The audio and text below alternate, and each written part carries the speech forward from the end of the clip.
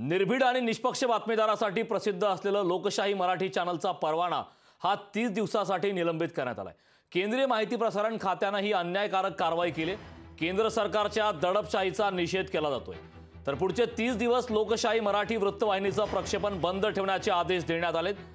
लोकशाही मराठीच्या प्रशासकीय कामकाजात काही त्रुटी माहिती प्रसारण मंत्रालयाने काढल्या होत्या। त्या कागदपत्रांच्या पूर्ततेसाठी कोणतीही मुदत न देता सरळ लोकशाही वृत्तवाहिनीचं प्रसारण हे 30 दिवस बंद करण्याचा निर्णय दिलाय। तर लोकशाही मराठी या निर्णयाच्या विरोधात कोर्टात जाणाऱ्या लोकशाही मराठीचा लढा हा सुरूच राहणार आहे। केंद्रीय माहिती प्रसारण खात्याने हे आदेश दिलेत। पुढचे 30 दिवस लोकशाही मराठी वृत्तवाहिनीचं प्रक्षेपण हे बंद ठेवण्याचे आदेश देण्यात आलेत। लोकशाही मराठीच्या प्रशासकीय कामकाजात काही त्रुटी माहिती प्रसारण मंत्रालयाने काढल्या होत्या। त्या कागदपत्रांच्या पूर्ततेसाठी कोणतीही मुदत न देता थेट लोकशाही वृत्तवाहिनीचं प्रसारण हे 30 दिवस बंद करण्याचा निर्णय देण्यात आला। केंद्रीय माहिती प्रसारण खात्याने हे आदेश दिलेत।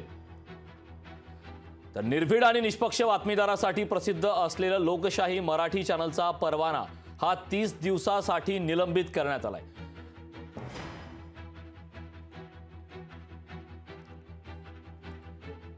तर यावर सामान्य लोकांच्या नेमक्या काय प्रतिक्रिया आल्यात ते पाहूयात।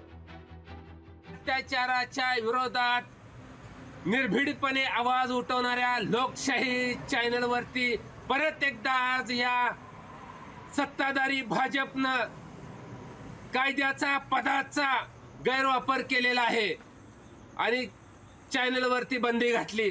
मला या भाजपवाल्याला आणि थेट आता पंतप्रधानाला विचारायचं आहे, अहो ही यंत्रणा काय तुमच्या बापाची आहे का?